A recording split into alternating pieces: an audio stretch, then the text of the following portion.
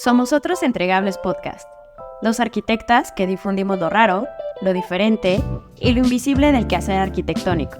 Cuestiona con nosotras las prácticas tradicionales de la arquitectura y ampliemos la perspectiva más allá de planos y maquetas. Sé parte de la conversación en Otros Entregables Podcast. Hola, ¿cómo están? Bienvenidas, bienvenidos y bienvenides a un capítulo más de Otros Entregables Podcast. Hoy movimos un poco el podcast, estamos grabando desde la ciudad de Pachuca, de donde yo soy, y estamos muy emocionadas, Camila y yo podría decir, de tener esta conversación que ya queríamos tener desde hace mucho tiempo porque es un tema que nos interpela muchísimo, que muchas personas se han acercado con la intención de que podamos hablar algo al respecto. Y pues bueno, hoy queremos hablar sobre temas de explotación laboral desde una mirada más legal, por así decirlo. Entonces, el día de hoy estamos muy contentas de que nos pueda asesorar Paulina López, que es una también amiga, que es abogada, y también nos acompaña Alberto Quijano, también abogado, que se especializan en este tipo de temas. Y por otro lado también está con nosotros Daniel de León. Dani es arquitecto, también muy buen amigo, que junto con Camila han tenido este interés ya desde hace unos años de poder hacer una especie como de intervención por medio de un confesionario en donde podamos hablar o abordar este tipo de temas. Entonces, pues estamos muy felices de que Dani también pueda sumar a esta conversación porque sabemos que también es un buenazo en eso. Y pues nada, muchas gracias a todos hoy. La verdad es que agradezco muchísimo que nos hayan regalado un poquito de su tiempo. Y nada, pues bienvenidos. Uh-huh.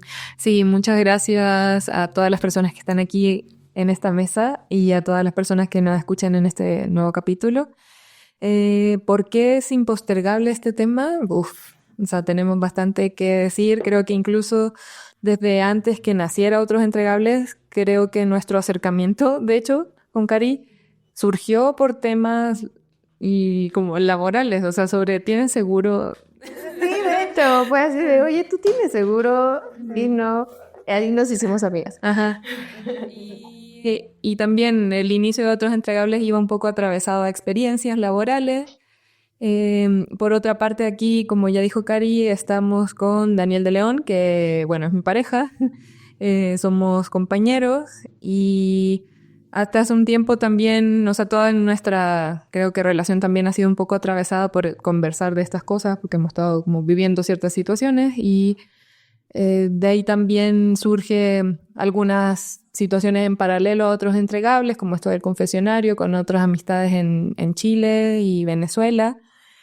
Pero bueno, el tema de derechos laborales en arquitectura creo que es algo que no se habla de manera tan abierta, pero sí sucede tal vez como lo que Cari dice muchas veces como el secreto a voces. Yo creo que es parte de eso de secreto a voces.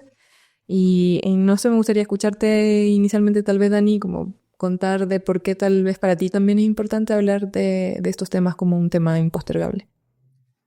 Hola, ¿qué tal? ¿Cómo están todos? A veces los viernes en la oficina, al salir de la puerta, o sea, al cruzar la puerta, se me ocurrió un meme que decía como, eso es explotación y el cuerpo lo sabe. Justo. Muy buena introducción. Y entonces, todo el camino de regreso a mi casa me preguntaba cuáles eran las cosas que hacían que explotara, no solamente la situación, sino el cuerpo, los cuerpos de los compañeros, pero también la mente, ¿no? Y yo creo que ese estado mental de continua exigencia y que no podemos tener espacio para pensar un proyecto, sino para estar dibujando, estar tal vez maqueteando, estar haciendo un render, estar haciendo cualquier cosa, hablando con un proveedor, hablando con el jefe que te molesta y con los compañeros que no hacen nada. Y yo creo que parte todo del mismo hecho de que no podemos pensar en arquitectura. Y tal vez la arquitectura es una de las labores que pienso que deben tener más tiempo para poderlas pensar con calma. Entonces mi pregunta, cada que salía y llegaba a mi casa, decía, ¿cómo puedo pensar arquitectura si todo el tiempo estoy trabajando? Uh-huh. O sea, como que el no entender el trabajo como arquitectura. O sea, por alguna razón lo estamos separando, ¿no? Uh-huh. Sí, o sea, puede ser un medio para que podamos lograr que haya una obra física, digamos. pero no siempre termina siendo arquitectura. Uh-huh.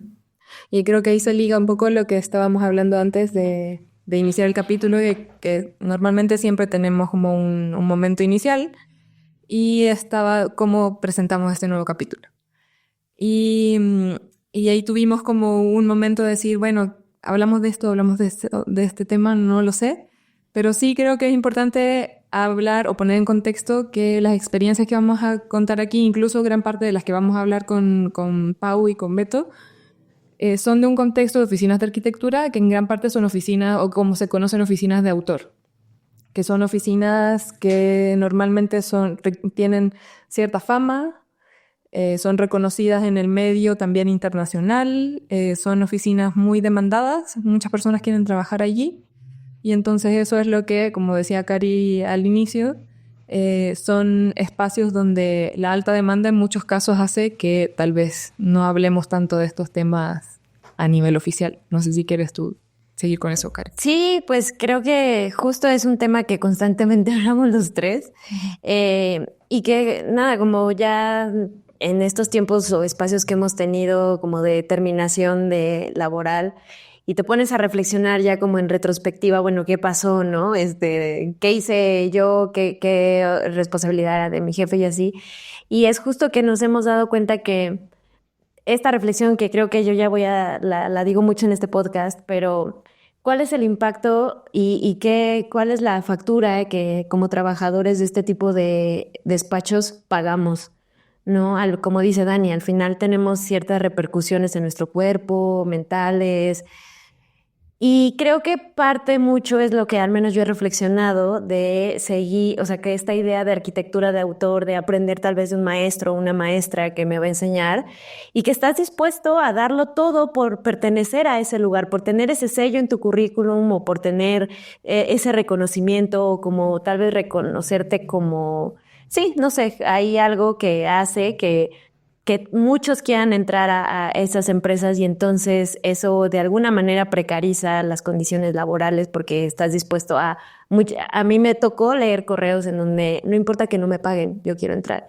Entonces eso nos ha llevado a esta problemática de hace poco que ya existen hasta fraudes en donde te pueden cobrar a nombre de un despacho de arquitectura de autor, porque sabe la necesidad de la gente, o sea, como aprovechándose de la necesidad de la gente a querer pertenecer a ese despacho. Entonces, es un asunto impostergable por eso, ¿no? O sea, porque creo que la factura de eso que luego pagamos es demasiado alta, ¿no? Y que ha llevado a que sea una problemática sistémica, ¿no? O sea, no es como que le pasó a 5 personas, sino que constantemente está pasando y a través de las generaciones, eso que también... entonces, nada, como saber e informarnos de cuáles son nuestros derechos como trabajadores, cuándo se están pasando, creo que es tal vez una aportación, un granito de arena que queremos hacer desde este podcast. Son temas muy complejos, Pau ahorita nos va a decir, pero no, este podcast no pretende como ya que sea su asesoría legal, obviamente. O sea, esto vamos a hablar de manera general para que si a alguien le está pasando una situación complicada, pues pueda asesorarse legalmente con un profesionista, ¿no?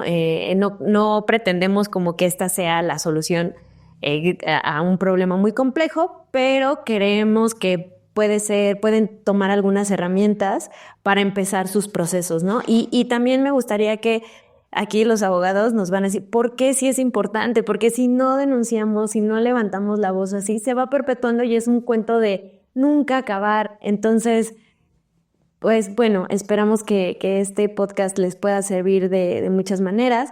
También me gustaría mencionar que hace unos días hicimos una convocatoria por medio de redes sociales en donde preguntábamos, bueno, decíamos que íbamos a estar con ahorita los abogados, y que a partir de eso pues nos mandaran como algunas preguntas que quisieran hacerles, algunas experiencias. De ahí también esto nos está sirviendo para saber qué preguntarles a ustedes. Y pues bueno, nuevamente muchas gracias. No sé si se quieran como presentar ahí. De manera más extensa tal vez, sobre su servicio. Y ya de ahí empezamos. ¿Y por qué se consideran arquitectos? No, nada de eso. Pero es que son nuestro segundo y tercer invitado que no son arquitectos. Entonces eso está increíble para nosotros. Vale, pues Buenas tardes. Bueno, yo soy Paulina. Ya llevo en materia laboral desde más de 10 años. El despacho, pues, surgió en el 2018. Somos especialistas en derecho del trabajo, tanto de parte trabajadora como empleadora, ¿no? Aquí, pues, está igual Beto, es mi socio. Gracias, Pau. Me presento, soy Alberto Quijano. Primero que nada, agradecerles la invitación a su podcast. Nos encantaría poder tratar todos los temas a fondo. Sin embargo, yo creo que el tiempo no daría. Entonces trataremos de orientarlos al tema principal, que es cómo están contratados y si los podemos brindar ese asesoramiento para que puedan identificar las zonas de riesgo desde el momento de la contratación y puedan ayudarles a tomar una mejor decisión. Creo que va a ser idóneo, ¿no? Sí, para no seguir fomentando estas condiciones laborales pues muy nocivas, ¿no? Para la persona trabajadora. Claro, que pueden ser conductas como desde la explotación laboral o la omisión de las obligaciones que tienen los patrones, ¿no? Que muchas veces los disfrazan a través de otras tipo de contratación cuando en realidad no aplica o no debería de aplicar, ¿no? Ya que la ley sí puntualiza temas específicos para que pueda aplicar ya sea un asimilado a salarios o una contratación por salarios, ¿no? Que es una relación individual de trabajo. Uh-huh. A ver, yo solo igual para contextualizar un punto, este podcast está pensado o este capítulo para la ley en México, porque tenemos audiencia de otros países, o sea, especialmente, no sé, hay gente que tal vez no escucha de Chile, no aplicaría ahí, pero probablemente hay cosas que sí se asemejan, ¿no? Y el otro punto, bueno, no, más que punto, yo quería ya lanzarme con una pregunta tal vez, es que en las oficinas donde he trabajado, y lo hemos hablado en otros capítulos, especialmente este tipo de oficinas que contextualizábamos antes, hay como una alergia a referirse a sí mismas como empresa, sino que son como más del ámbito del arte, entonces una oficina, un despacho, un taller. Pero, o sea, en el momento que hay una relación laboral, ¿es necesariamente una empresa o puede no ser empresa? No, puede ser, o sea, una persona empleadora puede ser tanto una física o moral, ¿ok? Los términos, pues, en materia del trabajo, pues lo maneja como patrón. Actualmente ha existido una evolución en el lenguaje, entonces puede ser persona empleadora. Uh-huh. Sí, puede ser una persona física, bueno, antes era como con actividad, empresarial.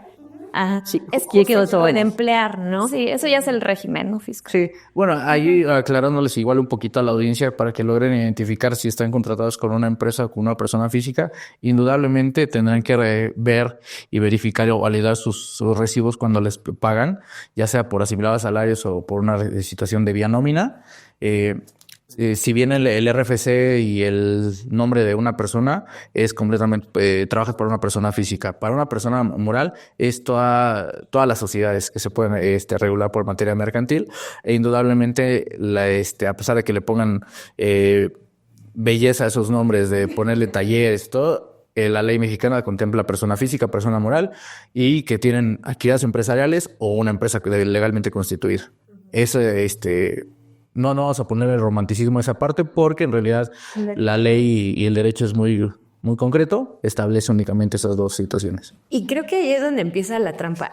Bueno, o sea, como que qué bueno que lo mencionaste, Cami, porque es como empezar desde el principio.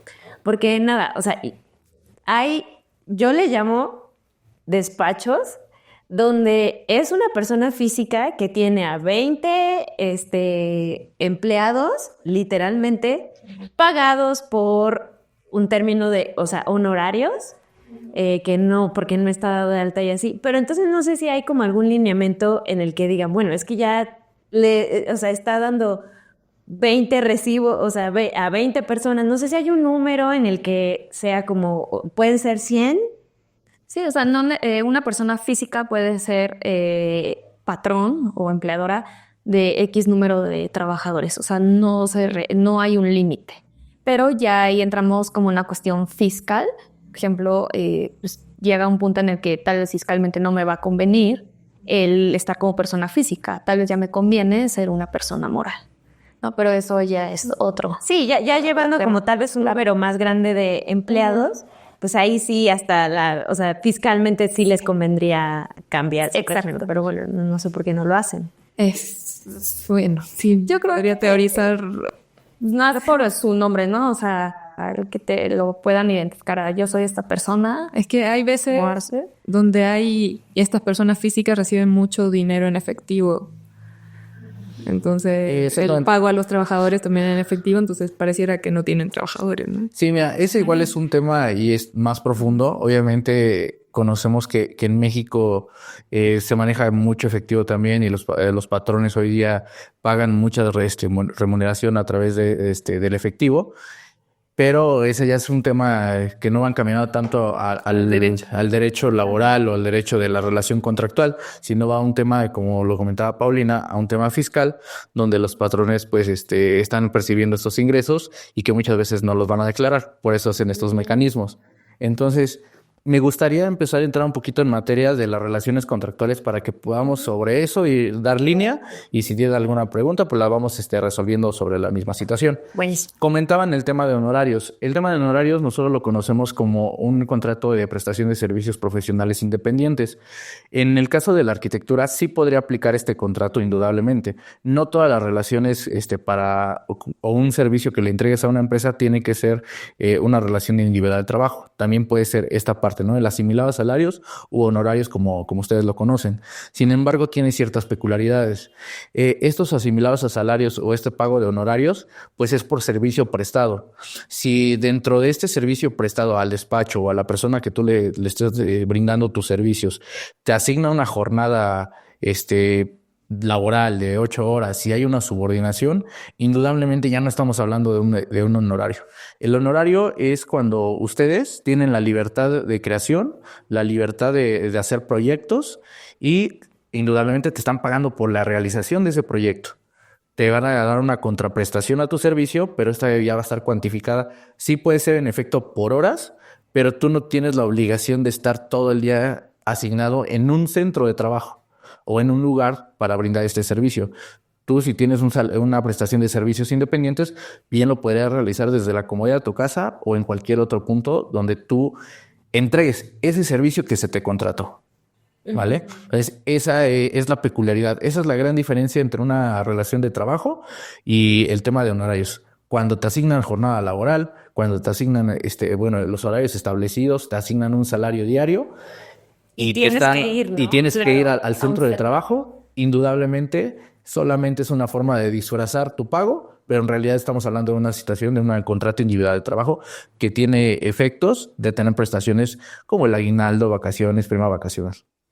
Oye, Pau, y también mencionabas que una parte importante de esto, o sea, que tendrías que demostrar que no recibes órdenes, ¿no? O sea, como también... La subordinación. O sea, la subordinación, ¿a qué se refiere? Para saber... Ajá. Ok. Bueno, la subordinación es seguir las órdenes de un patrón, o sea, el mandato. O sea, el patrón te va a decir, haz esto, tú lo tienes que ejecutar. ¿Ok? Es una serie de actividades que tú tienes que realizar dentro de tu jornada laboral. O sea, esa es la subordinación. Es el tiempo que vas a estar a disposición del patrón. ¿Ok? Y a órdenes del patrón. Exactamente, Ok. eso es la subordinación. Ahora- donde tú sometes todo tu conocimiento a la dirección de alguien.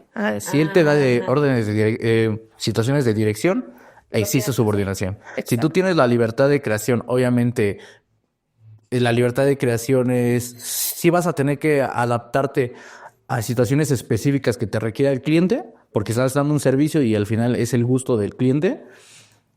Pero indudablemente no tiene que ser a través de una orden de decir, a ver, esto lo quiero tal cual, así de esta forma, y mediante este proceso. Ese es el tendiente a la subordinación. Cuando tú tienes libertad de creación, es una situación de servicio prestado. Cuando alguien te da órdenes específicas continuas, hay subordinación. Ahora, otro tema que tenemos que tomar en cuenta, que actualmente pues ya no ya hay varias empresas que no requieren a los trabajadores en su domicilio. Ajá. O sea, en su edificio, en su taller, en sus oficinas. ¿no? Ya pueden trabajar desde su casa. E igual, o sea, eso puede ser considerado una relación de trabajo, ¿vale? O sea, Y también tienes derecho a tus prestaciones. claro, a las prestaciones legales, o sea, que es al pago de tu aguinaldo, vacaciones, prima vacacional, ¿sí? De seguridad social, o sea, que estés inscrito ante el Instituto Mexicano del Seguro Social, ¿sí? Desde tu fecha de ingreso, con el salario que tú percibas realmente. Y si estoy trabajando desde casa, o sea, ¿cómo compruebo eso? O sea, como que realmente estoy cubriendo una jornada laboral y que estoy siendo subordinada, o sea, todo eso, pero desde mi casa. Ok, por ejemplo, la forma en cómo tu jefe te mande esas órdenes por correo electrónico, por mensajes de WhatsApp, por llamadas, o sea, todo sirve de prueba, es un medio de prueba que pueden ayudar dentro de un juicio, ¿no? En la cuestión de que si el trabajador desconoce que es una relación de trabajo, es decir, no es mi trabajador, él me prestaba un servicio por honorarios, por ejemplo, ¿no? ¿Tienes una duda? Sí, tengo una duda, pero tal vez primero acabamos el tema como de los requisitos o el material que podamos utilizar como para comprobar relación laboral. Yo tal vez me iría como por la cuestión de libertad de proyecto, que me interesó bastante. Porque a veces uno, o sea, pues está por horarios, pero a veces en el contrato que firmas cuando entras, te dice que todo lo que generes pertenece como propiedad intelectual hacia el despacho.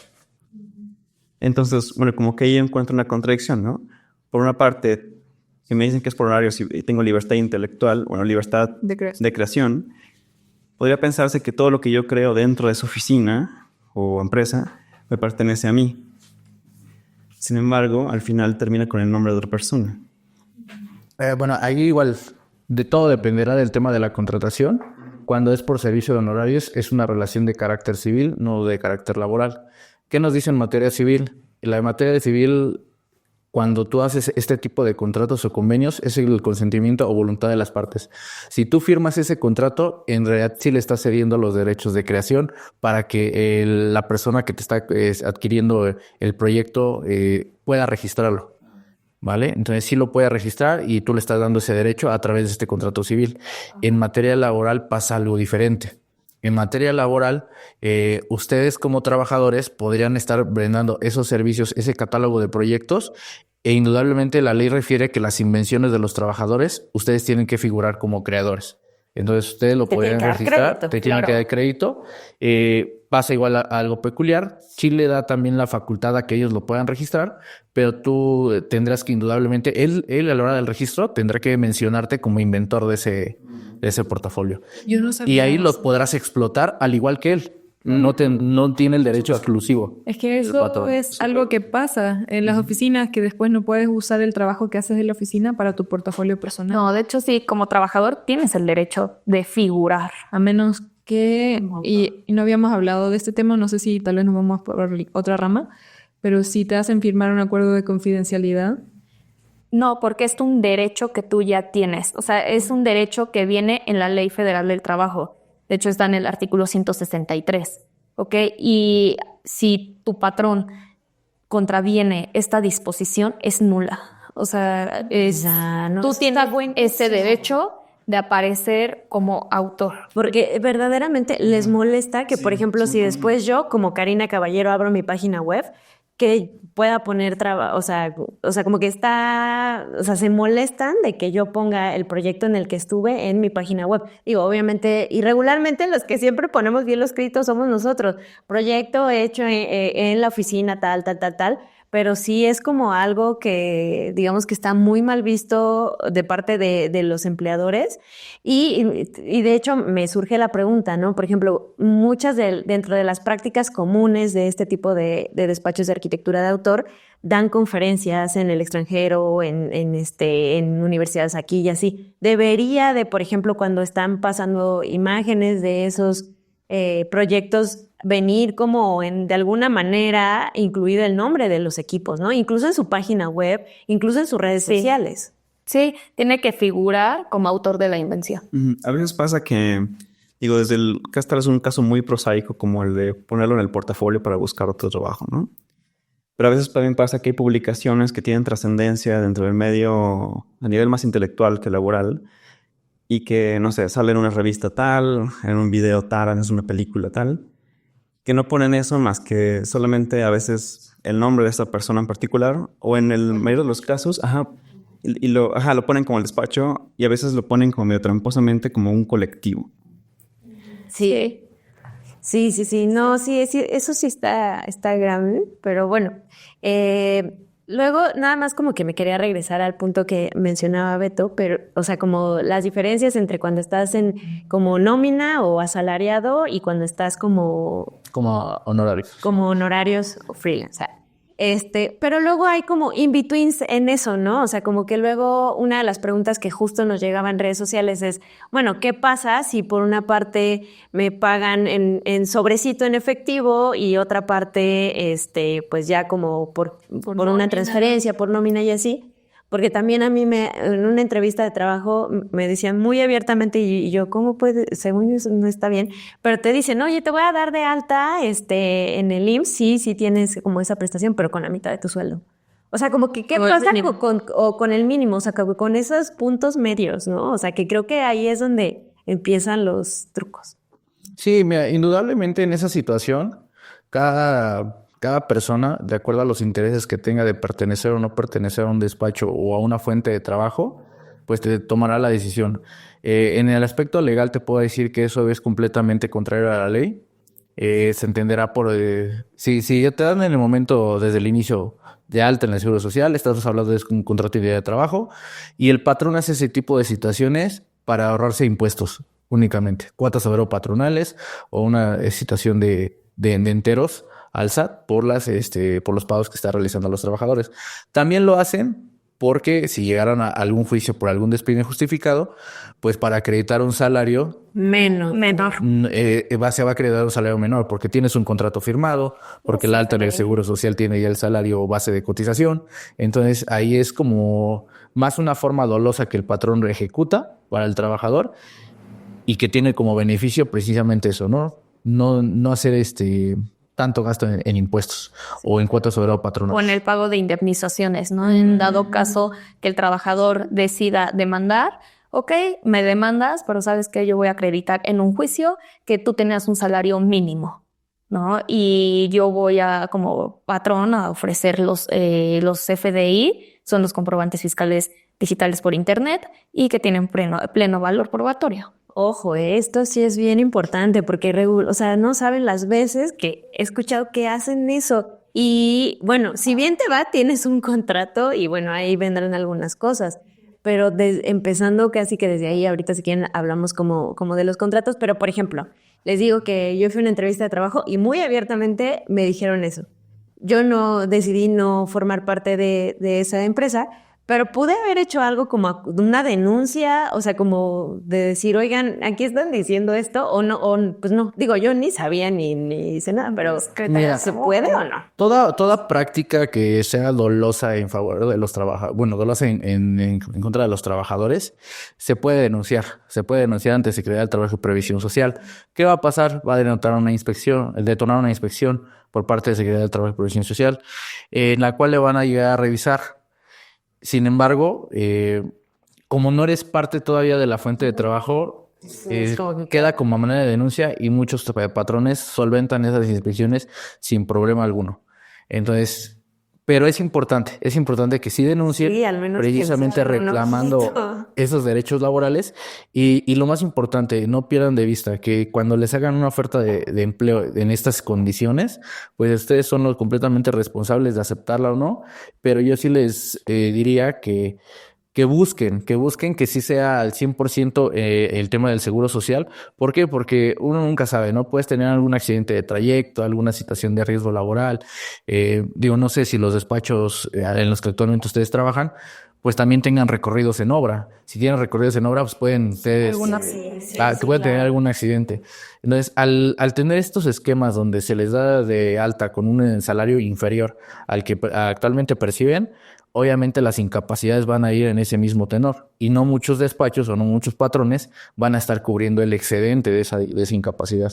No, y en la cuestión de alguna incapacidad, por ejemplo, parcial o total, permanente. o sea, en el tema de si pierden algún miembro o ya no pueden trabajar, o sea, el IMSS les va a estar pagando una pensión, pero con el salario mínimo o con el que estuvieron dados de alta, no va a ser con el salario real. Si ustedes ya desean el demandar el reconocimiento de un salario superior o el real al que ustedes percibían, pues va a tener que ser un juicio y se va a tener que llevar a testigos, pero si la empresa pues tiene los recibos de nómina firmados por ustedes con el salario mínimo, discúlpeme, pero va a estar difícil el poder echar abajo esta situación. Es difícil, no imposible, pero sí se vuelve complicada la acreditación precisamente de estos salarios, ¿no? Porque podemos utilizar testigos para acreditar que esa práctica se lleva en ese despacho o en esa fuente de trabajo, pero son procesos que se van a venir a desgastar ustedes, ¿no? Y es que, o sea, creo que lo que pasa muchas veces es de que te aceptan en ese despacho y es la emoción de, no manches, pues entré a trabajar a tal, era bien complicado porque ahí seleccionan a la gente con lupa y yo fui uno de los seleccionados y entonces no te importa y lo haces, pero les digo, ahora ya con el tiempo y en retrospectiva dices, no manches, o sea, como Realmente valía la pena. realmente valía la pena y además como lo haces regularmente en tus 20s, no te enfermas tanto, no, o sea, pero ya después pasa el tiempo y te das cuenta de todo eso o luego hablas con personas que se dedican totalmente a otra cosa, los de finanzas que ya tienen un buen de Su ahorro para el retiro. su ahorro para el retiro y ya hicieron tanto tiempo de así y te das cuenta de lo precarias que están son las condiciones. que son las condiciones y que lo estamos permitiendo por un momento de emoción, De pertenecer a... ajá, pero que después, pues lo que pagan, o sea, lo que recibes a cambio, pues es menos de otras profesiones, o yo qué sé, ¿no? Pues, Sí. En muchas profesiones, ¿no? sí, también. Pero yo creo que no nos damos cuenta de eso hasta que ya pasan los años y por ejemplo, se quieren jubilar y es cuando empieza, pues, oye, ¿por qué acepté estas condiciones, no? Y que a la larga, pues, nosotros como trabajadores, pues, somos los afectados, ¿vale? Y el que por el solo hecho de querer de pertenecer. Y bueno, lo comentábamos antes de este tema cultural, ¿no? O sea, de que por qué no ver con malos ojos a esos lugares, ¿no? O sea, en decir, no, o sea, qué pena trabajar ahí porque no te ofrecen seguridad social, te están pagando ahí con un sobrecito y todos o sea, su doble nómina, o bueno, doble contabilidad, etcétera. Entonces, nosotros yo creo que aportamos en este tipo de prácticas, ¿no? Que estas personas sigan violando los derechos de los trabajadores y que pueden ir así, al contrario, ellos se sienten que te están haciendo el favor, cuando es al contrario, ¿no? Claro. Hay un tema que también no fue parte, o sea, como que ahora se me están ocurriendo cosas que no sé por qué antes no se me habían ocurrido, pero yo soy extranjera. Y precisamente en este tipo de despachos se contratan muchas personas extranjeras. Y esos contratos, o sea, digo contrato, pero realmente no hay contrato. O sea, ya no nos podemos ir como luego a hablar de cómo son esas relaciones laborales cuando no hay contrato. Pero en gran parte lo que se hace es que vienes a trabajar, como no sé, lo puedes tomar tal vez como una práctica desde el país de origen, vienes aquí, estás un rato, con la promesa de que si te va bien, hacen todo el trámite migratorio. Y que es, bueno, en muchos casos la oficina lo que hacen es, ellos se encargan y tú pagas la visa, o a veces tú tienes que pagar tanto el abogado como la visa, o algunas oficinas te pagan todo.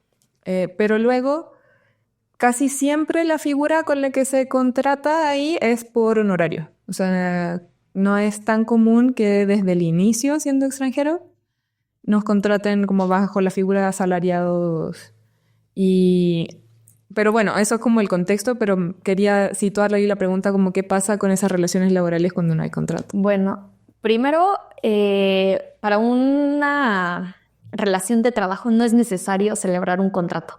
O sea, el derecho del trabajo es muy distinto al derecho civil, mercantil. Aquí no porque no exista un contrato de trabajo firmado, quiere decir que no existe la relación de trabajo. No. O sea, aquí exista o no ese contrato de trabajo, hay una relación de trabajo, punto. Ok, o sea, no te pueden decir, si no hay contrato, pues no soy trabajador. No, lo eres. Sí, hay una relación de trabajo indudablemente porque hay un servicio y hay una contraprestación. Hay una jornada, un salario. La omisión de tener un contrato escrito no es imputable al trabajador, es imputable al patrón. Él es el obligado a tener un contrato firmado con las condiciones laborales y la descripción del puesto, así como las actividades que va a realizar dentro de la fuente de trabajo. Los trabajadores no se tienen que sentir vulnerables porque no tienen algo firmado o algo por escrito. Ahí el vulnerable es el patrón. Afortunadamente, la ley mexicana establece mucho favoritismo hacia los trabajadores y protección. Entonces, tenemos que hacernos llegar esa información. En relación al tema de los contratos, de cómo te pagan a través de honorarios o si puede ser nómina, ¿por qué a muchos extranjeros no les aplica un contrato nominal desde el inicio? ¿Por el 10% o no? No, por el 10% de que nos limita la Ley Federal del Trabajo, que únicamente pueden utilizar por cada 9 trabajadores una persona extranjera. Además, tienen que tener un permiso o una autorización por el Instituto Nacional de Migración para poder emplear. Es una autorización para empleadores y poder emplear a extranjeros. Seguro ni la tienen, o sea... O sea, para tener la visa en la oficina sí la tienes que tener. Sí, pero lo que lo hacen los patrones es de que contratan a alguien más. Bueno, sí. Ya, sus cosas. Y ahora, ¿por qué la práctica de que los despachos utilizan a mucho personal extranjero? Precisamente por eso, para aprovecharse de la calidad de internamiento al país.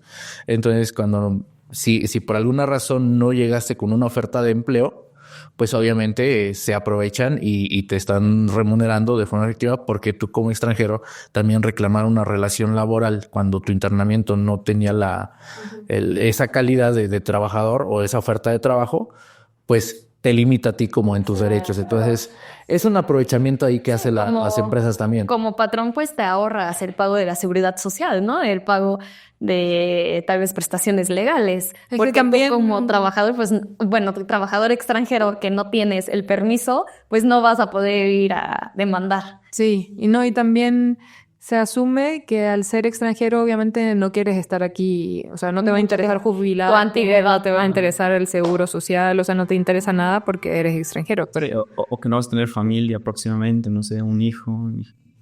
Sí.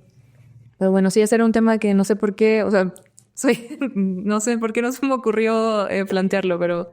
Sí, es un tema interesante. Al final, lo que buscan los patrones, pues es una menor carga impositiva y a través de contratar a personal extranjero, pues se lo ahorran porque indudablemente también le vamos al aspecto psicológico. No va a desgastarse en entablar una demanda cuando a lo mejor ya ese mismo extranjero pues, prefiere regresar a su país, ¿no?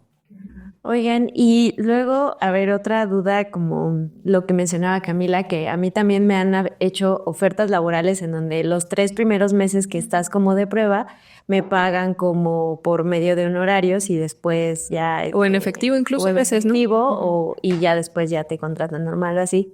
¿Eso qué onda? O sea, sí... Misma situación. Es una situación para que el patrón ahorre cargas patronales, ahorre una situación de impuestos, porque la Ley Federal de Trabajo solo establece 3 modalidades de contratación. Contrato individual de trabajo por tiempo indeterminado, determinado u obra. El indeterminado puede ser un contrato sujeto a prueba, que en este grado de especializados que están ustedes sí puede irse hasta 180 días el contrato de prueba, pero la obligación de darte en el Seguro Social o las obligaciones obrero-patronales surgen desde el día 1. Sí, pero es que, bueno, lo que estaba tricky en esa situación era de que sí me dieron un contrato de prestadora de servicios los primeros 3 meses, pero sí me hacían ir a la oficina, no diario, pero sí algunos días y con un horario. Sí, o sea, tú eras una trabajadora. Sí, o sea... ¿Tú eras una trabajadora? Creo que se aprovechan luego de estas cosas de medio el home office, pero entonces sí vienes unos días aquí y checas y tienes que checar y así, pero por el otro lado no.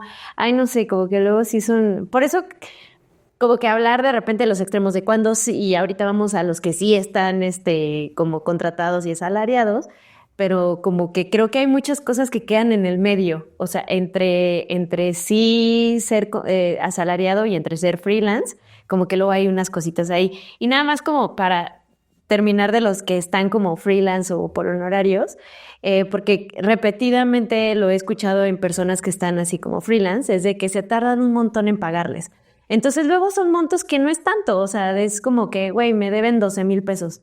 Entonces dices, bueno, ¿qué hago? O sea, ya terminamos, o sea, yo entregué hace 4 meses y es fecha que no me han pagado y entonces luego pensamos como si hago algo al respecto, pues voy a salir más pagando en abogados y no sé qué y ya mejor lo das por perdido, pero creo que también existe eso de que pues ya no te dan tu último pago.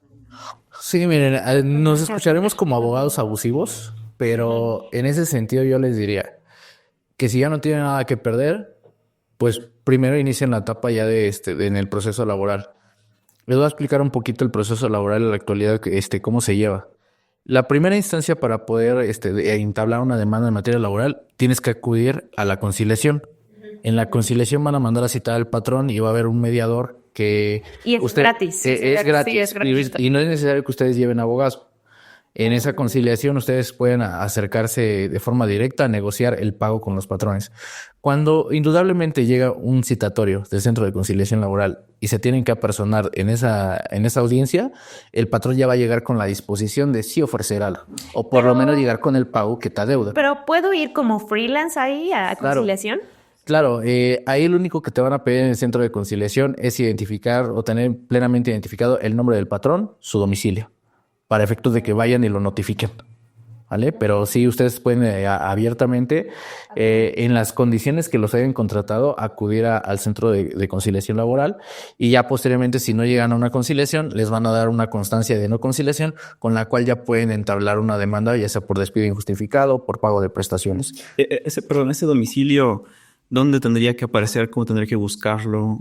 A veces pueden dar En los recibos fiscales. O sea, lo que pasa es de que luego tú te presentas a trabajar a unas instalaciones, inscritos juntos. pero fiscalmente tienes un domicilio No, en es donde otros lados. ustedes prestaron los servicios o donde ustedes acudieron, que es ahí. Si saben el fiscal, pues qué mejor, ¿no? Pero es donde... Sí, donde ustedes prestan los servicios es en el domicilio que tienen que notificar. Si ellos no se llegaran a presentar porque no quisieron, pero sí recibieron la notificación, ellos van a recibir una multa que va más o menos 4,000 de 4,500 a 5,500 pesos. Entonces, ellos son los responsables si quieren ir o no a la conciliación. Afortunadamente, y es algo que ustedes como trabajadores o nosotros como trabajadores tenemos que aprovechar, es que la ley tiene presunción en favor del trabajador. Entonces, todo lo que yo le diga a la ley, quien me tiene que comprobar que no es cierto es el patrón. Sí, la carga probatoria. Entonces tenemos que aprovecharnos de esa parte para que ustedes puedan empezar a reclamar sus derechos, ¿no? Y a hacerlos exigibles. Y esto puede ser, o sea, hay un plazo máximo, o sea, por ejemplo, si yo dejé de trabajar, no sé, hace 10 años en ese lugar, ya no se puede. No, pero no. ¿a cuáles hay Mira, una fecha? por ejemplo, o sea, ya vamos a entrar en los despidos. Sí, o sea, hay despido justificado, injustificado, rescisión de la relación de trabajo por causas imputables al patrón, ¿ok? O, bueno, la renuncia, ¿no?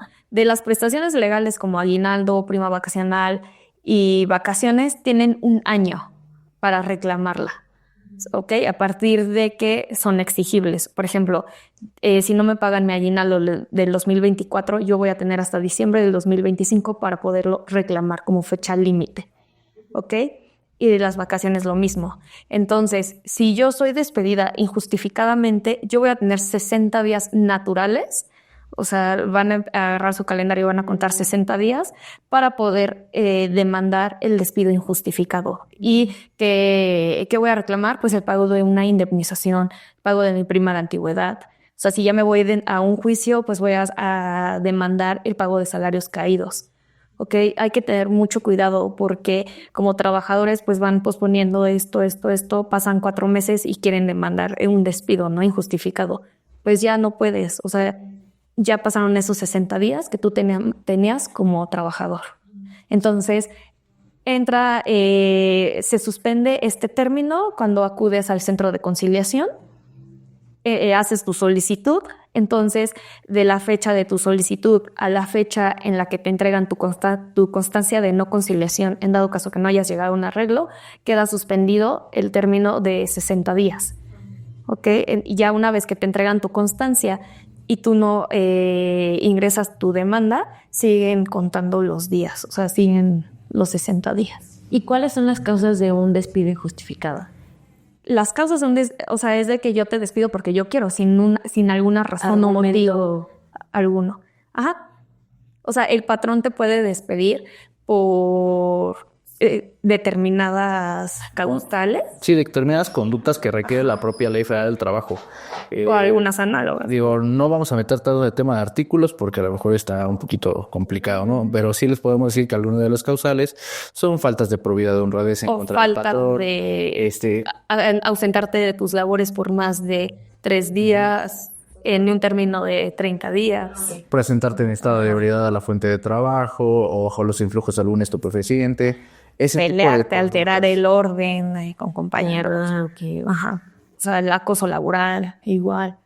O sea, hay varias causales por las cuales el patrón pues puede despedir, pero pues sí tiene el patrón que tener una muy identificada la conducta y las fechas en las que se cometieron esas causales. Sí, y por ejemplo, justo a lo que vamos, ¿no? Para el tema igual, por ejemplo, es importante mencionar que si un patrón no te entrega un aviso de rescisión contractual con los elementos mínimos, que es identificar fechas y tiempos de las conductas que desplegaste, eso se entenderá como un despido injustificado. El patrón tiene la obligación de decirte de forma clara ¿por qué? El motivo. Claro, las conductas y cuándo tú lo hiciste. Exacto, y te lo tendrá que fundamentar para acreditar precisamente que existe un despido justificado. Eso es lo que se le llama como un despido justificado, un aviso de rescisión contractual. Y ahí tienen ustedes un derecho más como trabajadores que a veces no lo han percibido, no lo han visualizado, porque en la práctica muchas veces los abogados hasta lo desconocen. Tienen el derecho a la prima de antigüedad, en términos del artículo 162 de la Ley Federal del Trabajo, que estipula que sea justificada o injustificadamente el despido, pero que el patrón haya tomado la decisión de separar al trabajador, adicional a las prestaciones legales que le adeudan, que son aguinaldo, vacaciones, prima vacacional, tendrá la obligación de pagar la prima de antigüedad. ¿Vale? Que la prima de antigüedad para otros casos, cuando son por casos de renuncia voluntaria, únicamente será pagada cuando el trabajador tiene más de 15 años laborados. Ah, ok. Y cuando tú renuncias, ¿qué te tendrían que dar o no te tendrían que dar? Tus prestaciones legales, tu aguinaldo, vacaciones, prima vacacional. ¿Y eso del reparto de utilidades? Eso es cada año en el mes de mayo y ya depende si hubo utilidades o no hubo utilidades. Pero cuando te despiden o cuando tú renuncias, te tendrían que dar un proporcional de el reparto de utilidades. Sí, pero ese es pagadero por ejercicio fiscal. O sea, está encima. Es decir, si a ti no te llegaron a despedir, por ejemplo, ahorita en noviembre, ellos no tendrían la obligación de pagarte hoy. Tendrían la obligación de pagarlo hasta mayo de 2025. ¿Por qué? Porque obviamente hacen el corte de fiscal con la declaración anual al 31 de diciembre. Una vez que se determina el PTU a repartir, se tiene que hacer el proyecto en mayo y ya estarían cubriendo el pago de ese reparto de utilidades. Pero ahí ahora sí tengo una duda. Algo que pasa en casi todas estas oficinas es que no hay reparto de utilidades. Pero no, jamás hay una utilidad. Yo no sé qué pasa, que ellos están en Houston tomando no sé qué, pero no hay...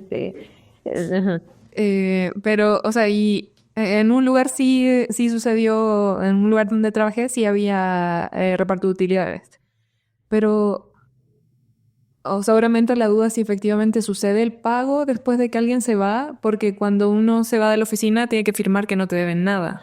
No, el pago se tiene que dar. Es una contradicción. No, el pago se tiene que dar de reparto de utilidades porque todavía no es un derecho exigible para ti. El derecho exigible se cumple precisamente cuando ya presentaron la declaración anual, cuando ya se reportó una utilidad. Y en efecto, muchos empleadores hacen sus proyectos de reparto de utilidades y tienen los cheques en la oficina. Sí. Y el trabajador, como ya nunca se presentó, después los cobra. Sin embargo, ustedes tienen todo el derecho de en mayo marcar a la oficina y, oye, ya está el pago de utilidades. Y en caso de que les digan, ¿sabes qué? No hubo utilidades. Bueno, por favor, muéstrame tu declaración anual para efecto de verificar en realidad no hubo utilidades. Y si se negaran, Secretaría del Trabajo y Previsión Social la manera de denuncia, en el cual le van a mandar una inspección extraordinaria para precisamente revisar proyectos de reparto de utilidades. Que ahí ya nos meteríamos a reglas específicas, pero se tenía que integrar una comisión por parte del patrón, en la cual está integrada por personal del patrón y personal de los trabajadores, para precisamente ver que los montos o determinados sean los correctos en ese proyecto. Ok, esa serie de pasos resulta bastante interesante, ¿no? Pero también yo creo que pasa porque no tenemos la información tan a la mano, o tal vez no sabemos ni siquiera cómo buscarlo. Sí. Creo una vez estaba hablando con un amigo y justo me decía eso. A ver, o sea, creo que todos sabemos si me roban, a dónde tenemos que acudir, ¿no? O sea, creo que todos sabemos con qué autoridad. Me dice, pero creo que no sabemos a dónde ir si nos despiden. Sí. O sea, no sabemos a dónde acudir. Y muchas veces es como de, pues ya lo que me den, ¿no? O pues ya ni modo. Sí, entonces como yo creo que tenemos que empezar a tener esa cultura de informarnos y que todo trabajador que sea despedido, si considera que fue injustificado o justificado, el tener esa asesoría y acercarse, por ejemplo, al centro de conciliación para poder verificar que el pago de sus prestaciones legales estén correctos o si se trató de un despido justificado e injustificado y el poder demandar, ¿no? El no dar por hecho, no dejar que este tipo de actos que cometen los patrones pues sigan violentando, ¿no? Estos derechos. Igual ahí yo tengo una duda que tal vez es no necesariamente legal, pero este tipo de situaciones o en estos contextos a veces suceden estas cosas que tal vez no están amparadas en una ley o tal vez yo lo desconozco, pero por ejemplo el miedo o una amenaza de un jefe de que te voy a difamar con mis amigos para que no te contraten. Sí, como el miedo a las consecuencias de lo que puedas hacer. Sí, además de que queme. No sé si tiene alguna figura legal o cómo se puede... Mira, eso sucede en el día a día. O sea, eso indudablemente, esos reportes se pueden generar y sí habría una afectación para ustedes. ¿Está penalizado? Sí está penalizado. La Ley Federal del Trabajo lo estipula como actuaciones notoriamente improcedentes, que precisamente es cuando los patrones boletinan a algún trabajador por las conductas. Acreditarlo también en juicio es un poquito complicado, pero sí lo puedes hacer a través de una denuncia, a través de una demanda en el tribunal para que sancionen al centro de trabajo. También lo podrían hacer, porque igual abordando otras actuaciones notoriamente improcedentes, hay muchos empleadores que desde el inicio de la contratación les hacen firmar renuncias voluntarias o documentos en blanco. Entonces, esos documentos, si también ustedes pueden tomar una foto en el momento de las contrataciones, estaría fenomenal. Y si no, igual con la denuncia, harían un sondeo dentro de la fuente de trabajo para acreditar esas prácticas y los pueden sancionar. Esas sanciones sí pueden ser bastante elevadas porque van desde las 50 unidades de medida de actualización hasta las 5,000. Entonces estamos hablando, penalidades que les pueden afectar bastante al patrón y que podrían beneficiarlos a ustedes, ¿no? Porque también podría ser una causal de rescisión contractual, pero que ustedes la apliquen hacia el patrón. O igual teniendo derecho a más derechos, ¿no? Laborales. Igual a veces, y esto supongo que tal vez hay una figura legal, pero de nuevo dentro del desconocimiento es cuando te dicen, bueno, no quieres hacer esto, hay una fila de 50 personas que quieren estar en tu sitio. Entonces, si no quieres estar aquí, como eres libre de irte. Y yo sé que en la práctica es efectivo. O sea, si yo no quiero seguir en ese trabajo, podría irme. Pero ¿se podría considerar como tal vez como una renuncia forzada? O sea, como que están... Ahí aplicaría lo que dice Beto. O sea, una rescisión de la relación de trabajo en contra del patrón, imputable al patrón. O sea, yo como trabajador no estoy de acuerdo con esto, por ejemplo, me estás poniendo a hacer otras actividades que no están en mi contrato, yo rescindo, o sea, yo decido terminar la relación de trabajo. Uh-huh. Y ahí pero eso no se considera como es una renuncia. No, porque la renuncia es yo decido terminar la relación de trabajo sin algún motivo alguno, o sea, por cuestiones personales. Sí, pero si tú tienes un motivo porque te hayan retenido salarios, porque te hayan hecho descuentos inoperantes, es una causal de rescisión imputable al patrón. Entonces ahí tú solicitas y demandas precisamente una rescisión contractual. Para esa rescisión contractual ya no son 60 días naturales, ya son 30 días naturales. Exacto, a partir de la conducta o del hecho.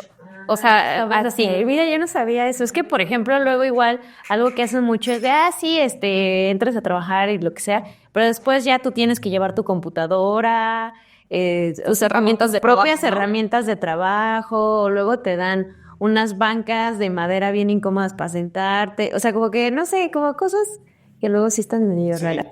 Que cambian, ¿no? O sea, que al principio eran de alguna manera o te dicen ciertas cosas, después pasan 3 meses y cambian y ya. Por ejemplo, a partir de la fecha de ese cambio, tienen 30 días naturales. O sea, a partir de que se suscite esa conducta o acto. Ok. Oigan, y también otra cosa que quería como abordar es, o sea, desde el punto de vista legal, ¿qué es el abuso psicológico? Mira, para eso está regulado a través de la NOM 035. Es igual el punto que comentabas, ¿no? Las condiciones laborales o las condiciones de comodidad de cuando estás realizando conductas.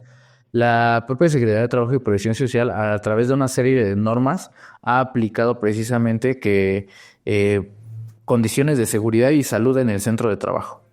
Al aplicar condiciones de seguridad y salud en el centro de trabajo, después de, en ese caso que ustedes están mucho tiempo sentados haciendo sus proyectos, la ley también establece que tendrían que tener sillas ergonómicas derivado de la estatura, derivado del peso, para que ustedes pudieran desempeñar sus labores al 100%. Muchos patrones no lo hacen porque les puedo decir que tienen hasta desconocimiento de que existen estas normas. Entonces tendrían que ustedes igual, en tu carácter de trabajador, presentar una denuncia ante Secretaría de Trabajo y Previsión Social a efecto de que los inspeccionen en materia de seguridad y salud. Tendrán que presentarse inspectores, tendrán que hacer un recorrido en la fuente de trabajo y verificar las condiciones en las que están elaborando cada uno de los trabajadores. O sea, es más hasta la iluminación. Y eso presenta sanciones. Presenta sanciones para los patrones. O sea, por ejemplo, he conocido personas que trabajan en un lugar donde el baño no está habilitado.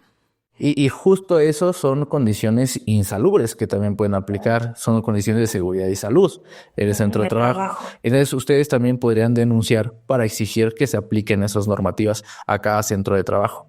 Lo que comentabas ahorita, los daños psicológicos que pueden existir. La NOM 035, bueno, hay obligaciones patronales que es a través de estas normas o a través de otros protocolos que la ley igual ha establecido. En tema de factores psicológicos, les puedo decir que el patrón tiene la obligación de hacer cuestionarios aplicados a sus trabajadores cada año para verificar precisamente las condiciones de salud psicológica que tienen, factores de riesgo psicosocial en el centro de trabajo. No puedo creer que sea obligación.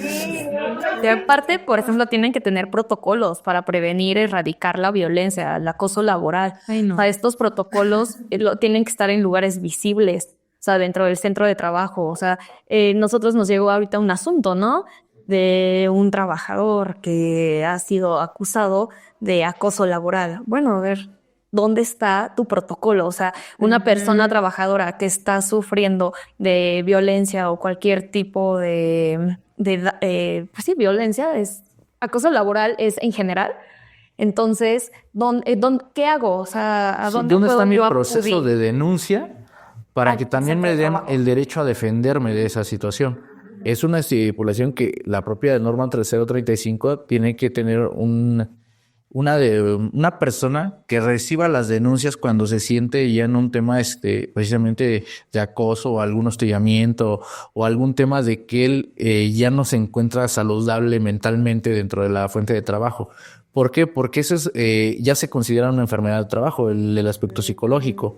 Entonces, no es que el patrón esté obligado a tenerte un psicólogo en el que puedas confiar todas partes, pero sí está obligado a precisamente identificar ese factor de riesgo psicosocial y canalizarlo con las personas adecuadas. Claro. Que en este caso, en tema de IMSS, si está cubriendo las cuotas patronales, indudablemente identifico el factor de riesgo psicosocial y lo canalizo para que acuda a atención de su salud mental. Y no puede ser al contrario también, porque, no sé, luego hay equipos de trabajo en donde no el jefe, pero sino uno de los líderes de un equipo es súper opresor, o sea, como que te dicen, no, tú no sabes, o No, sí, todo o sea, lo que haces de menos de así. Pero, por ejemplo, ahí el jefe podría pedirle a ese líder de equipo que vaya psicólogo. Sí, de hecho. Porque está afectando la salud mental de un equipo. Sí, Y no saben la de veces, o sea, eso es muy fuerte. O sea, aquí puede ser para tu jefe, para el compañero de al lado o para la persona que está subordinada a ti, por ejemplo.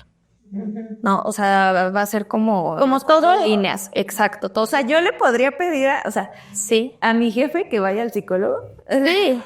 O sea, por ejemplo, ese protocolo, o sea, que deben de tener. Tendría que decir, pero ¿por qué ella sí? Exacto, o sea, y ya van a entrar como al estudio del asunto. ¿Y eso tendría que ir a conciliación?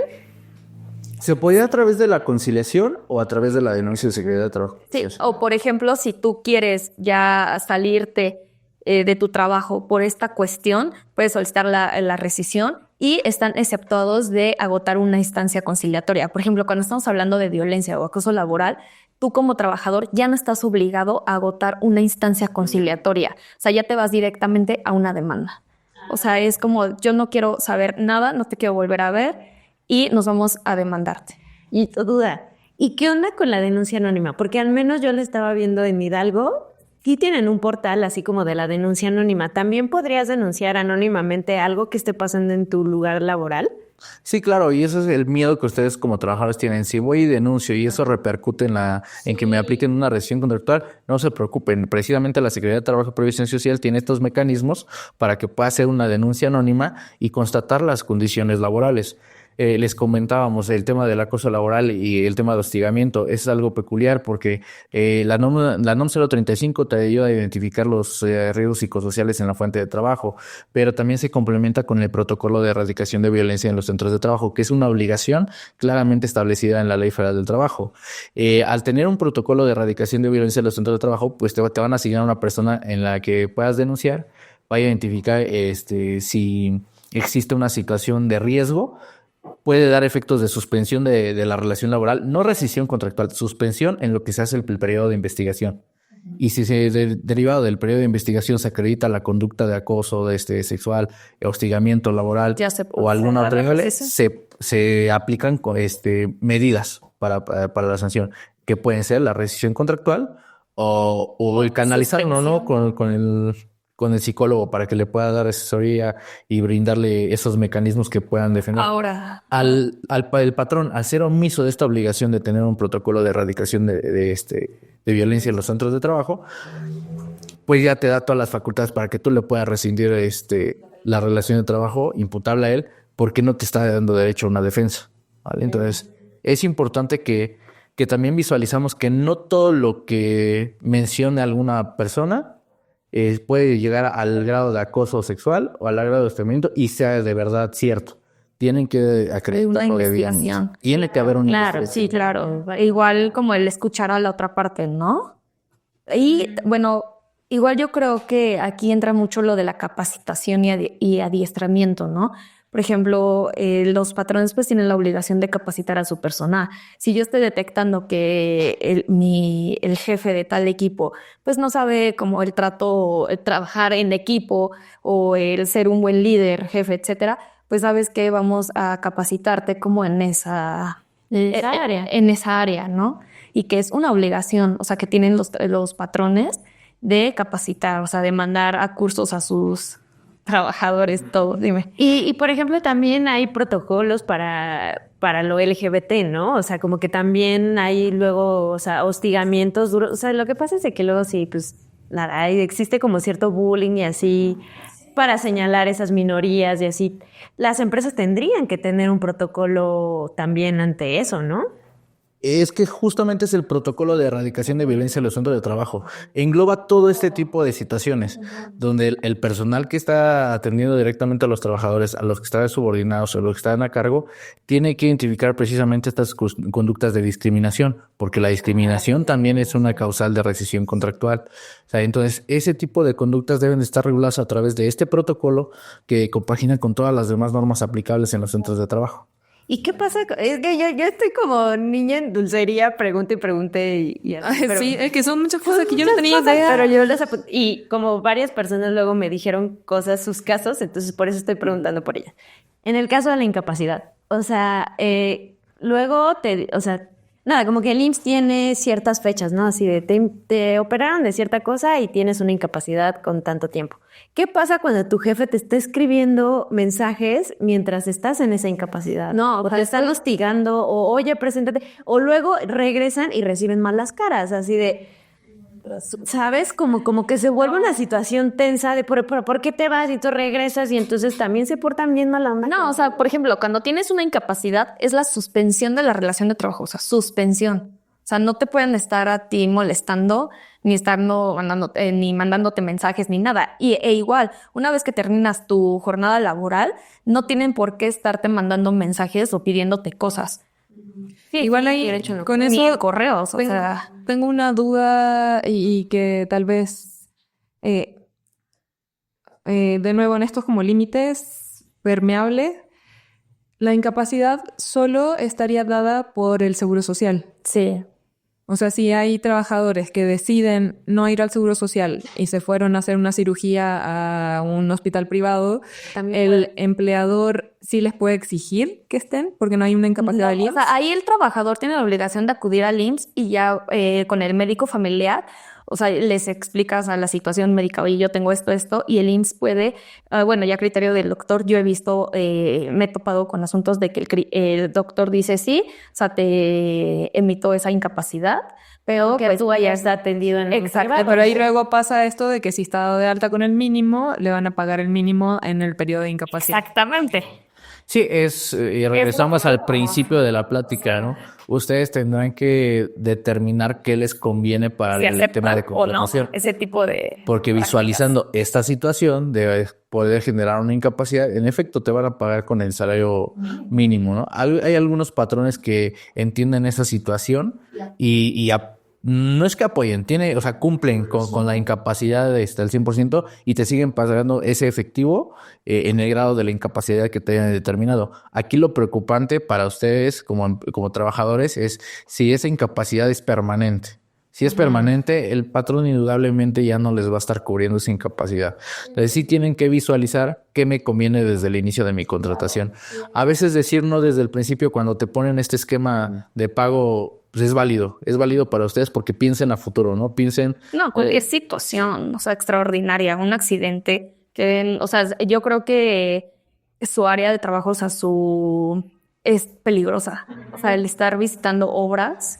Sí, Entonces, yo creo que la prima de riesgo es alta en este aspecto y pues, son cosas que deben de valorar. Y ahí, o sea, creo que tal vez estaba implícita la pregunta, pero no, o sea, solo como duda. Si yo estoy como prestadora de servicio de profesional independiente por honorario y tengo una enfermedad y tengo cirugía o lo que sea y no puedo trabajar, ahí el empleador no está obligado a nada, yo tampoco puedo pedir ningún tipo de apoyo ni nada. No, porque ahí la relación de trabajo no es laboral. En la relación, más bien, no es laboral, sino es civil. Es que ahí, o sea, y tal vez solo me voy a poner un punto tema muy puntual, digamos, es que en arquitectura, por ejemplo, igual tendemos a trabajar en docencia.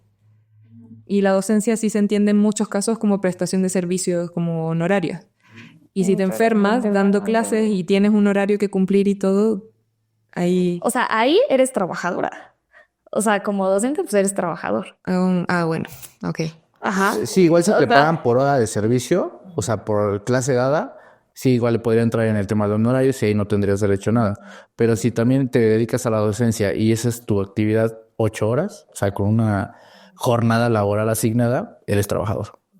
Entonces, a pesar de que utilice el patrón ese tipo, el empleador, ese tipo de estrategias para la remuneración, yo les aconsejo que en cuanto sientan que están abusando de esta figura, los empleadores, se acerquen con un abogado e inicien su proceso de conciliación y inicien proceso de demanda. Les digo, no es necesario que en la conciliación vayan con un abogado, pero si lo pueden hacer, estaría mejor. Sí. Para que precisamente pues busque esta pelea de los derechos. Si bien es cierto, les va a causar un honorario, es cierto, pero ustedes ya sabrían qué aplica y qué no aplica, ¿no? Porque a veces en este desconocimiento de la ley o el desconocimiento del proceso, se va a escuchar medio burdo, pero se los marean y no va a pasar nada, ¿no? O sea, no van a no van a conseguir más allá de, pero si ya van asesorados, la defensa de sus derechos va a ser más sólida. Oigan, y otra duda es que, regresando al tema de los despachos, es de que luego los contratan y tienen un buen de proyectos y les va súper bien, pero luego les va mal.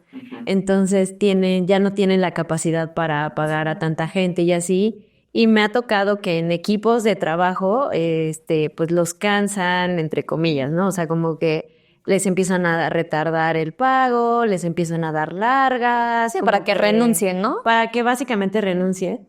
Pero ¿qué pasa? O sea, no sé si hay alguna cosa como de una denuncia colectiva, de que pues casi que es un equipo y que eso tenga tal vez más fuerza en las repercusiones que puedan tener, o si es mejor actuar individualmente y o sea, como individual, y entonces ya al ver juntas varias denuncias se haga algo más fuerte. O sea, como que ¿qué pasa con esos casos? Sí, mira, indudablemente la colectividad siempre va a ayudar. Más fuerte. Es más fuerte. Pero si hay como una cosa de denuncia colectiva o no. O sea, en la Secretaría de Trabajo, o sea, si te vas como a una denuncia, aunque sea una, ellos van a ir, o sea, ellos van a acudir. Sí, ahí indudablemente nosotros les comentaríamos qué quieres hacer respecto a la situación. ¿Quieres ya dar por terminada la relación de trabajo? Y que te paguen los meses que te deben. Sí, es que, por ejemplo, básicamente te están corriendo porque ya no tienen, o sea, que te paguen. Es que ahí es la rescisión. Era lo que estábamos hablando. Por ejemplo, si no me están pagando, pues yo puedo solicitar la rescisión. O sea, termino la relación de trabajo porque no me estás pagando. ¿Y qué recibes? ¿Qué recibo? Pues el pago de 20 días por cada año laborado, pago de una indemnización y pago de prestaciones legales. ¿Aún así? Lo proporciona. Exacto. Lo proporcional, exactamente. Entonces, se toma como un despido. Una rescisión contractual imputable al patrón. Miren, les voy a dar... Por culpa del patrón. No quería entrar tanto en artículos, pero para que podamos entender un poquito más, les voy a mencionar el artículo 3 bis de la Ley Federal del Trabajo, que dice, para efectos de esta ley se entiende por A, hostigamiento, el ejercicio de poder en una relación de subordinación real de la víctima frente al agresor en el ámbito laboral, que sea expresa en conductas verbales, físicas o ambas. Entonces, si ese hostigamiento es precisamente para alcanzarlos, ustedes aplican rescisión contractual por hostigamiento. Porque los están generando conductas verbales y físicas para desgastarlos en estos procesos y que ustedes tomen la determinación de ir. ¿Cómo lo acreditamos? Precisamente mencionaban hace un momento, ¿no? Que cuando hay una incapacidad o este tema de situaciones y que les están mandando mensajes y hay una suspensión de trabajo y tienes un mensaje, tienes un correo electrónico del patrón, pues, indudablemente es hostigamiento. Porque él es conocedor de que tú tienes una incapacidad y es una causal de suspensión. O sea, está suspendida la relación laboral. Y también como una manera de probarlo con, no sé, un informe psicológico de un médico, por ejemplo, como que identifique que tal vez tienes alguna situación por el trabajo. Sí. Por ejemplo, ahí sí tienes el IMSS. Puedes ir y que ellos ya te emitan como el dictamen. Y con eso es una prueba. Pero, a ver, el IMSS, puedo ir en horario laboral al IMSS y no tendría que, es tu derecho, ¿no? Claro. En horario laboral puedes acudir al IMSS y tendrías que solicitar nada más para que no se cause como una falta injustificada y comprobante. Sí. Entonces, eso es importante que ustedes lo visualicen, que hagan todas esas funciones que a veces son un poquito tediosas de estar reformadas en el IMSS, pero que sí las hagan, porque actualmente por algo la ley ya estableció los factores de riesgo psicosocial como una enfermedad, porque indudablemente ya mucha gente llega a tales niveles de estrés que le puede causar una incapacidad. Entonces, es importante que todas las incapacidades que tengan sean certificadas por el IMSS. Sí, porque van a tener validez. O sea, ya no van, por ejemplo, si ustedes van con un psicólogo de manera particular, pues la autoridad le va a solicitar a ese psicólogo que vaya y que ratifique lo que está diagnosticando. Y es más tedioso, o sea, dentro de un juicio, a comparación de que el IMSS, el propio IMSS puede ser hasta la autoridad y te va a decir, ¿sabes qué? Sí, tienes esta enfermedad, punto. Y yo te voy a pagar esta incapacidad. Ahora, yo quiero tocar un tema que yo creo que tal vez no todo el mundo quien trabaja en un despacho pues le toca esto del acoso. O sea, sería muy terrible que hubiera una gran mayoría de personas que lo sufren. Pero algo que creo que sí es muy, muy común son las horas extra. Sí, ya es un delito. De hecho, o sea, las horas extras ya se convirtió en un delito. Porque, o sea, había entendido que era algo casi que como considerado como esclavitud, ¿no? Ajá, la esclavitud moderna, ¿no? Sí, de hecho sí. Pero es que luego se la quitan como diciendo... Las pizzas. No, es que tú no estás haciendo tu trabajo. O sea, la actividad que yo te estoy poniendo, perfectamente tu compañero de al lado la hizo en ese tiempo y no hizo... O yo como jefe, yo sé que... O yo sé que lo puedes hacer más rápido, pero pues ahí sí está como que complicado. ¿Cómo compruebas eso? ¿Cómo compruebas que no te estabas haciendo tonto y que realmente estabas trabajando y que la actividad que te pusieron a hacer te necesita más tiempo? Bueno, es que ahí entraríamos a temas de productividad. Si a ti como trabajador te quieren aplicar una rescisión contractual por tema de productividad, indudablemente, ¿dónde está la capacitación y el adiestramiento? ¿Dónde está tu comisión para que determine que precisamente tú ya no estás cumpliendo? Ajá, o sea, que para hacer este vaso te determino tanto. Exactamente. ¿No? Y tú te estás tardando 7 horas, ¿no? O sea, por ejemplo, yo podría alegar me reclaman que porque no hice un trabajo en una cantidad determinada de tiempo, ¿no? Yo podría decir como, bueno, tú me conociste cuando me contrataste, ¿no? Yo te dije mis ventajas, mis aptitudes, todo, y aún así tú decidiste contratar. Entonces, yo por lo tanto, si no recibí ninguna capacitación extra tuya o de parte de ti, Nadie está. tú no tienes por qué quejarte de lo que yo estoy haciendo en mis tiempos, ¿no? Sí, y por ejemplo, puede ser que sí, en efecto, ya te estás tardando más de lo debido. Indudablemente tendrán que sacar parámetros. Medición, o sea, ver el promedio más rápido que lo hace una persona contra el más lento y ver si estás dentro de ese rango. Pero todo tiene que ser acreditable por parte del patrón. Ahí ustedes tienen una gran ventaja, o sea, no me puede rescindir un contrato por decir que no soy productivo cuando no me estás dando esta capacitación. Es adiestramiento. En tema de horas extras, ¿no? Hablamos y lo mencionaba Paulina, ya es un delito. En efecto, a partir de junio de 2024 se expidió a través de la Ley General para prevenir y sancionar y erradicar los delitos en materia de trata de personas y para la protección y asistencia de víctimas de estos delitos. Se estableció que el patrón que haga jornadas excesivas en materia de trabajo, en materia de horas extras, podrá ser sancionado hasta con 10 años de prisión. En cuestión de personas que tengan el carácter indígena, de indígenas, se va hasta los 12 años de prisión. Porque es algo vulnerable. Sí. Claro, sí. Sí, porque indudablemente ya patrones que estaban excediéndose de las horas extras, ¿no? Les puedo decir que la ley establece que ningún trabajador puede tener más de 3 horas extras en un día. Entonces, ya entenderemos. Y en un día, pero 3 veces. 3 veces a la semana. Entonces ya todas las jornadas extraordinarias que excedan de esta parte que la ley ya te permitió, pues indudablemente si son continuas se podrá considerar la explotación laboral y podrá ser sancionado. Pero ahí solo depende del trabajador denunciarla. Sí. Sí. Ahí es un derecho imputable del patrón al trabajador para que él acuda al Ministerio Público y haga su denuncia por esta explotación laboral. Y a través de esta denuncia pues le puedan sancionar al patrón. ¿Qué efectos tiene en materia penal? Que al patrón lo podrá vincular a proceso por este tema de la explotación laboral. ¿Y qué temas tendrá con el tema laboral para el trabajador? Pues será aplicable una rescisión contractual. Entonces, en favor de ellos, pidiendo las indemnizaciones que ya les habíamos mencionado con antelación. Creo que ya voy entendiendo el por qué las empresas grandes tienen todos estos procesos de medición de cómo van sus avances de sus equipos y no sé qué. Porque nosotros en arquitectura creo que nos dan así con suerte la computadora, haz los proyectos y listo, pero no hay como un proceso. O sea, a eso voy con que no se definen a sí mismos como empresas, porque no hay una medición de la eficiencia de los procesos, cómo mejorar esos mismos procesos internos de trabajo. Y entonces ahora voy entendiendo que en parte las empresas grandes lo hacen también para protegerse en caso de denuncia, ¿no? Es que, no, y aparte lo hacen por productividad. Al final es como de, por ejemplo, Coca-Cola, ¿no? O sea, yo ya sé cuántas cocas me tienes que hacer por un minuto, ¿no? Yo qué sé.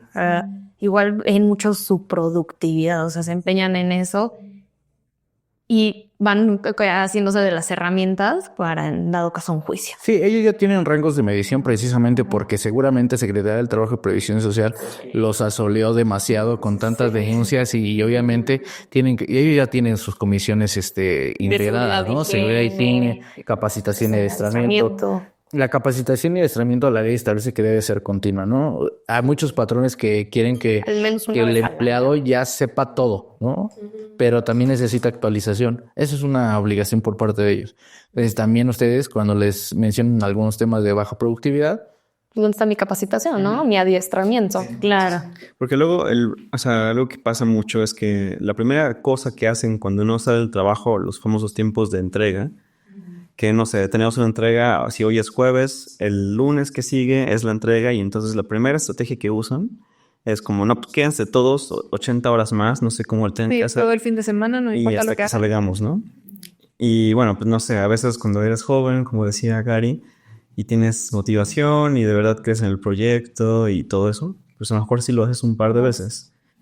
Pero ya, sí, como a la cuarta, quinta y cuando es recurrente y ni siquiera es como con un objetivo claro, sino que es como indefinido, ¿no? Pues te termina, en el mejor de los casos, como agotando y dándote cuenta de que no es un buen ambiente de trabajo. Y en el peor, pues te lleva a una discapacidad. Una enfermedad. Una enfermedad así de que la gastritis, Sí. duele la Entonces, cabeza, migraña. como que ahorita todo lo que hemos estado hablando, se dio una imagen en la cabeza que es como una especie de bingo, en donde yo voy tachando y colocando un frijolito en todas las cosas que he visto, escuchado, vivido. Son como cuasi comportamientos, hábitos, en donde yo podría ir poniendo en cada una de las casillas eso, y estoy a punto de llegar al bingo completo. Si no fuera por las cosas más terribles que luego pasan, que ojalá no sean tan comunes. Ay, creo que está, o sea, a mí lo que más me parece más fuerte de todo esto es precisamente lo que hablábamos también al inicio de la importancia tal vez de informarnos o no saber que podemos acudir a ciertas cosas o la importancia de pensar tal vez a futuro con las decisiones que estamos tomando en el momento de iniciar una relación laboral. Y sí, está súper fuerte el ver que muchas de estas cosas que las nombramos aquí como ejemplos de personas externas o lo que sea, también son parte de nosotros mismos porque tal vez los padecimos o nuestras personas cercanas o compañeros de trabajo y es algo que se sigue dando en oficinas de arquitectura y que hay que hacer algo con eso, ¿no? sí, es algo recurrente. Yo los invitaría a que levanten la mano, presenten sus denuncias y no tengan miedo a perder los trabajos. A lo mejor sí dice fácil, ¿no? Porque a veces también la economía de nuestras familias depende de ese trabajo, pero también valoremos nuestra integridad. ¿Qué tanto estamos dispuestos a permitir por una fuente de empleo? ¿No? Entonces, los invito a que sí denuncien, a que se asesoren de abogados en materia laboral, busque que sean laboralistas específicamente, porque cada rama del derecho es algo peculiar, ¿no? Nosotros podemos decir que nos hemos dedicado al derecho laboral y desconocemos otras materias. Entonces, nos gusta mucho que sí acudan a los especialistas. Es como una situación de salud. Es como un doctor, ¿no? Exactamente. O sea, Sí. No te van a arreglar el problema o no te van a dar el medicamento correcto si no eres experto en esa materia o no eres especialista en esa materia. Sí los invitamos a que levanten la mano, a que hagan todos estos procesos, que no que se acudan a la prenden conciliación, porque eso va a incentivar a las demás personas del ramo, del núcleo, a que lo hagan, levanten la mano y a que los patrones ya estén evitando estas conductas. Los patrones, prácticas. estas prácticas las han estado evitando precisamente porque ha habido denuncias, porque ha habido juicios donde les acreditan. El tema de las renuncias anticipadas que les comentaba hace un momento, la ley antes no lo contemplaba, hoy ya las contempla. ¿Por qué? Porque es una práctica recurrente por parte de los empleadores. Y les puedo decir que siguen habiendo esas prácticas, pero ha disminuido en gran medida. Demasiado. Porque las multas les llegan bastante caras. El tema del hostigamiento laboral, les puedo decir que igual va desde los 5,000 pesos, 25,000 pesos, hasta los 400,000 pesos, ¿no? No, yo estaría bien un juicio. Por ejemplo, les comento, es que igual sanciones en materia del trabajo tienen algo peculiar. La ley establece desde los 25 a los 400,000 pesos, pero cuando son materia de seguridad y salud, que en este caso es seguridad y salud en el centro de trabajo, se van a multar al patrón por cada uno de los trabajos de los trabajadores que pusieron en riesgo. Entonces, si multiplicamos esos 400,000 pesos por 6 trabajadores, por 7 trabajadores, por 8, se van a billones. Entonces, el patrón va a empezar a limitarse en aplicar esas conductas. Oigan, y por ejemplo, ¿hay algún lugar, una página web donde podamos saber, por ejemplo, ¿cuántos trabajadores les corresponde un baño? Bueno, eso también es casi que pregunta de arquitectura, pero sí, porque luego, no sé, yo he estado en espacios donde son 50 personas, un baño. O sea, como, ¿sabes? O no. O sea, como, ¿cómo puedes decir eso de la luz? Sí, Sí, de las normas, por ejemplo, el tema de la ventilación, normas, o sea, hasta el color de las paredes. luminosidad. A todo eso ya son normas especiales, o sea, normas que ya te hablan de cada aspecto o área. Pues es que Es que son varias cosas. hasta rutas de evacuación y todo lo que las contempla la NOM 030. Extinguidores, ¿no? Sí, o sea, ya es demasiado el tipo de piso, ¿no? Las escaleras, o sea, Sí, antiderrapantes. Cosas. Y son muchas cosas que de repente dicen, ay, ahorita ya me acordé, y las mamás, ¿no? Porque pues Camila y yo las mamás, y eso es otro tema, o sea, como chicas que, pues nada más como que pareciera que las prestaciones le sirven a quien son más, a las mujeres que tienen más como posiciones directivas, pero a quien casi que eres intern y eres mamá, no aplica, ¿no? O sea, como ciertas cosas, entonces... Pues nada, la verdad, ay, es un mundo de cosas. Ahorita son las que tal vez nos ocurrieron o que personas que recibimos en redes sociales o que personas nos dijeron, se acercaron con nosotras y dijeron cosas. Es un mundo, pero creo que sí, al final de cuentas, como les decía al principio, este episodio no pretende como dar soluciones simples a problemas complejos, sino que vayan con especialistas y justo en materia laboral, porque eso es bien importante. Esperamos que este episodio les haya servido de alguna manera. Cualquier cosa, pues los pueden contactar a ustedes. Y Pau y Beto, no, en serio que luego estamos mucho pensando a quién invitamos así. Y creo que justo con Pau fue el acercamiento es que Pau explica las cosas de una manera que las puedes entender. Ya sabes, o sea, como que, y como, nada, que tenga la disposición a estar aquí y que de alguna manera haya fluido la conversación y que se prestan mucho para este tipo de diálogo. Creo que no lo vemos tan seguido en algunos abogados, como que luego son más serios, más sí, ¿no? Y así. Entonces, como que se hayan, como soltado también con nosotros. Espero no se haya sentido un examen oral así. Y entonces, ahora, ¿qué lees? no, o sea, son cuestiones que nosotros vemos a diario. O sea, todos los días estamos involucrados en temas, por ejemplo, de acoso laboral. O sea, últimamente ha estado fuerte el tema. Igual las cuestiones de rescisión, ¿no? Tanto de los trabajadores o los patrones. En México acaba de renovar el sistema de justicia laboral. Entonces nos estamos encontrando con nuevas cosas y yo creo que existe una evolución, ¿no? En la protección de los derechos de los trabajadores y también de las empresas. Entonces, pues yo los invito a que no fomentemos las prácticas, o sea, estas malas prácticas que al final del día nos perjudican como sociedad. Ahora, tendrán una especie como de consejo, digamos, yo no sufro ninguna de estas cosas que dijimos, ¿no? No tengo ningún frijolito en el bingo, digamos, pero igual quiero tener alguna actitud más proactiva. Tal vez ni siquiera conozco a nadie que tenga eso. ¿Qué podría yo hacer para, digamos, como que en el colectivo esos tipos de actitudes terminen de... Por ejemplo, el no aceptar los empleos en los que me van a estar pagando por fuera, ¿no? Yo creo que se empieza por ese tipo de decisiones de conciencia. Es complicado. O sea, muchas veces las personas se aprovechan de las necesidades de los trabajadores. Yo creo que de ahí se agarran y como les dijo, o sea, no tengan miedo, o sea, de perder el trabajo. Yo creo que es algo que debemos de empezar a ver feo, donde se hagan este tipo de prácticas, ¿no? No aceptarlo. Y lo cual sea el renombre del despacho. Claro.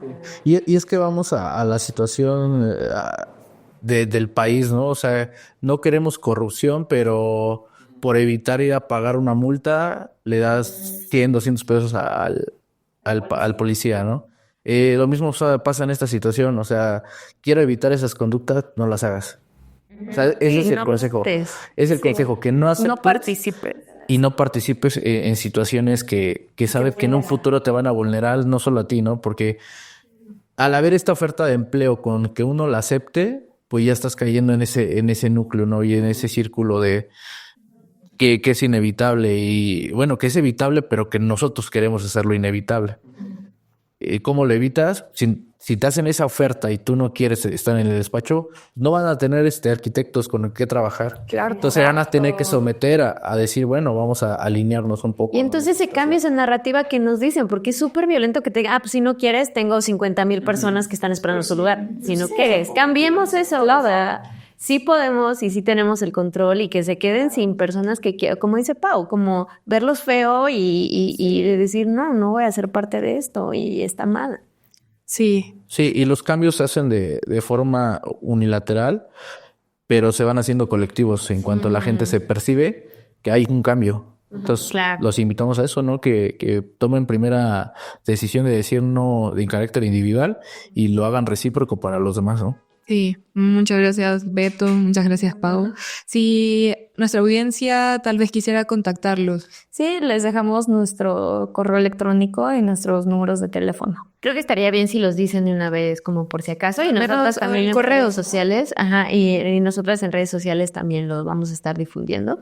Ok, bueno, el correo es paulina@lopezabogados.com, López con doble P.